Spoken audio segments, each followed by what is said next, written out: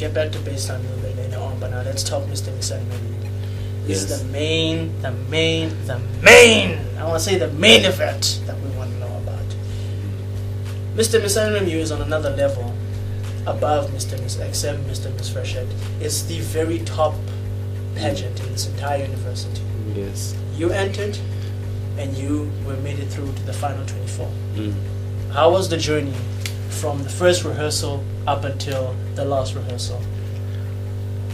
It wasn't easy. Coming in with my experience from Mr and Miss XM, yes, that helped me, but now the stakes were higher.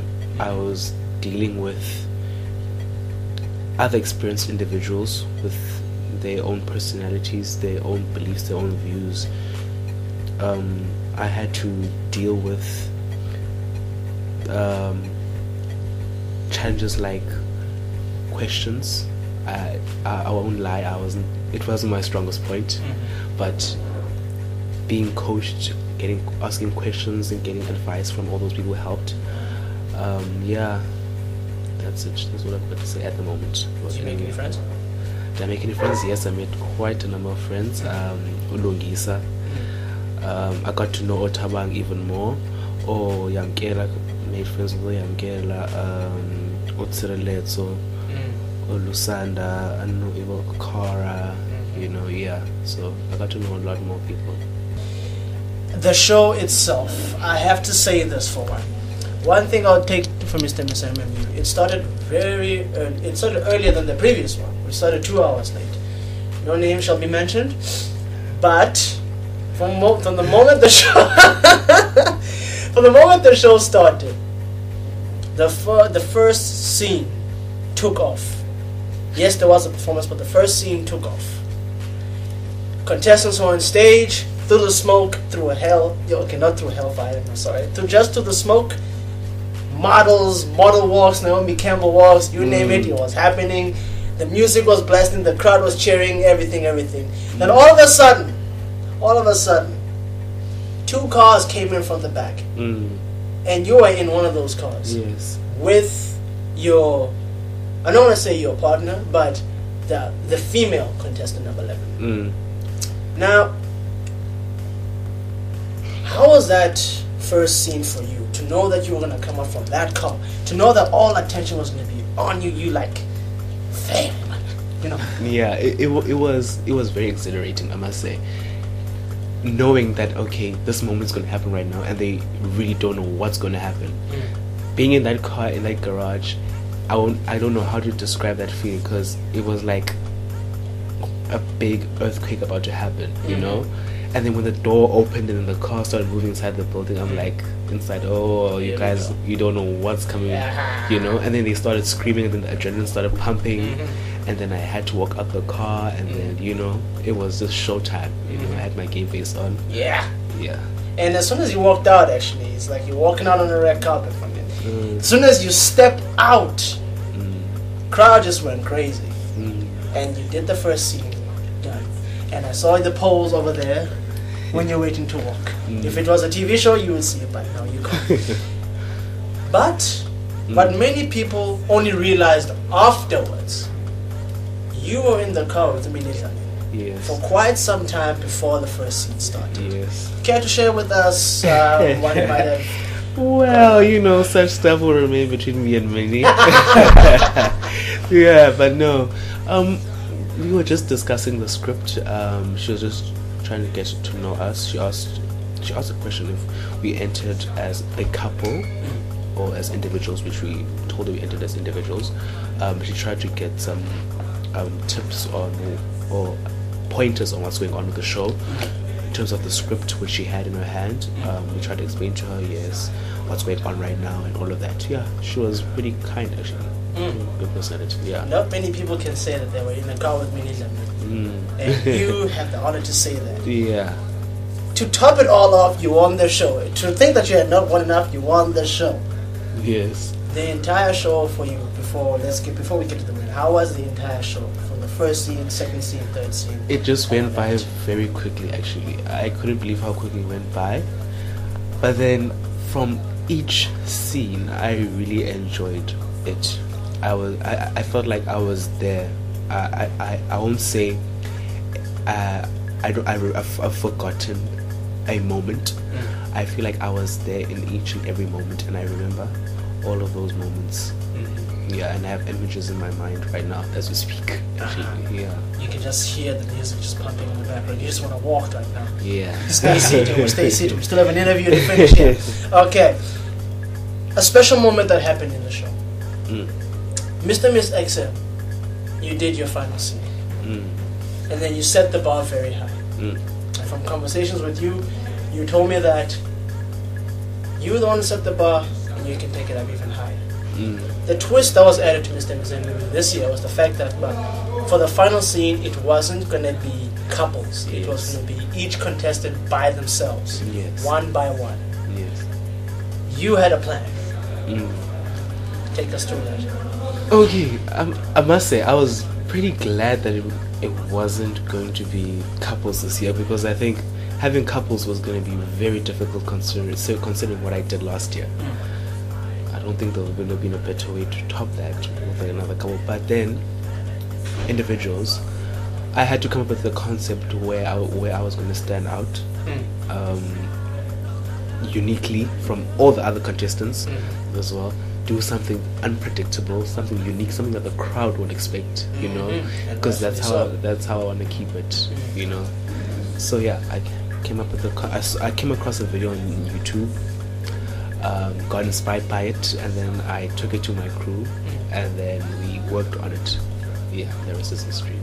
The rest is history indeed. Lou, his final scene has just today, it passed 400 views on YouTube. Just to let you know. 400? It just passed 400. I wanted to tell you earlier today, but then I thought to myself, I think, let me just tell you when I'm interviewing you. Okay. And the reaction on his face is actually very much priceless right now.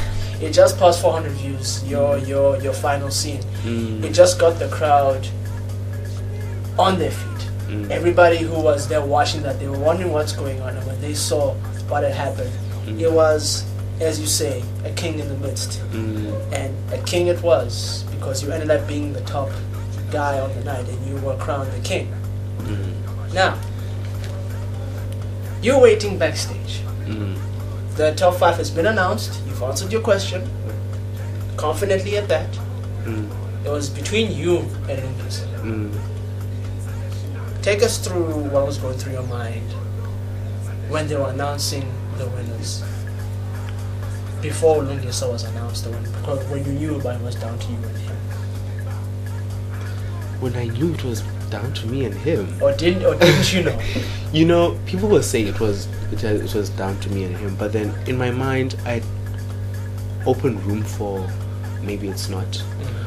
But then in my mind, wanting to win the competition, I felt like I had just lost it to Lungisa. I felt like maybe I didn't answer that well compared to him. But then I did have that part, maybe I did, you know, but then I was confident in my answer. Yeah, now sitting there, I just told myself anything that happens right now is meant to happen. If I win, thank you Lord. If I don't, you know, yeah. So, and you won. Yeah. Very humble. Lunathi, they called out the name, and then? And then I walked out.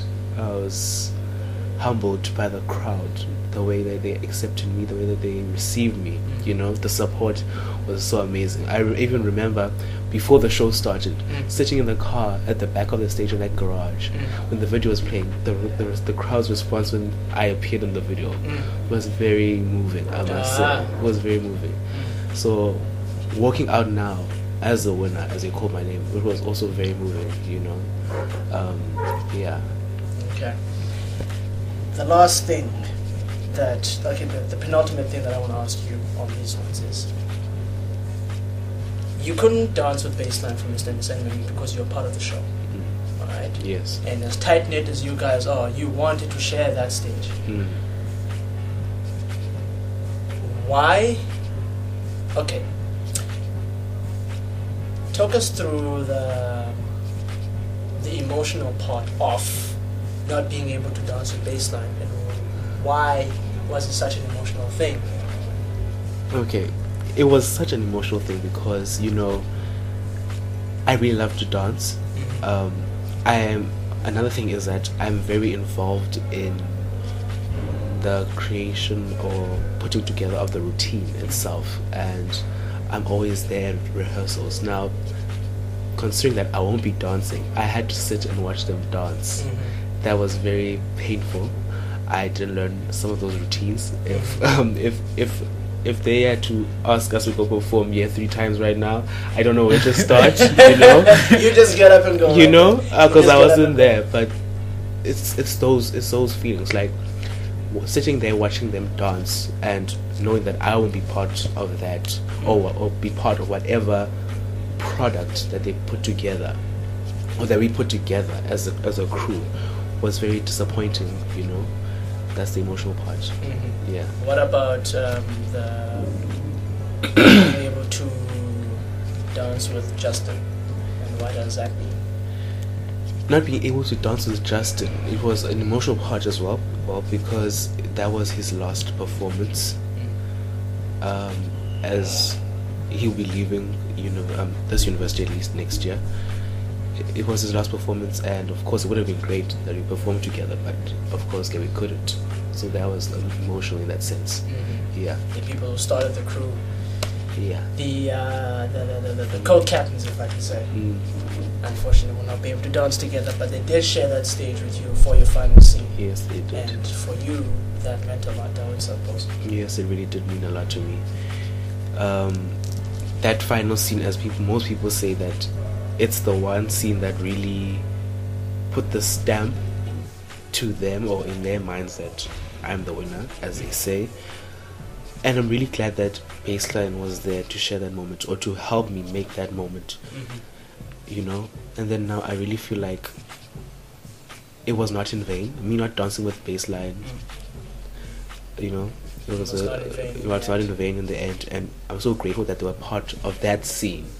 You know, yeah. Because in the end, you did actually share the stage together in some way, and they bowed to you, the king. I remember seeing that picture, that meme picture from NMMU memes that said of that baby with the beer, and then I said the guy with the awesome entrance is going to win. And it turned out to be the guy with the awesome entrance that won. So the last question would be, the last question of the ones I prepared would be, what does winning Mr. NMMU mean to you? Winning Mr. and Miss NMMU 2030, being the ambassador. It is, I won't lie, originally I was going to say it's so much pressure. Yes, there is pressure. I'm going to be constantly watched right now, and I'm open to that. I'm going to meet a whole lot of people, and I'm open to that. But mostly it's an opportunity to meet new people. It's an opportunity to grow as a person as well.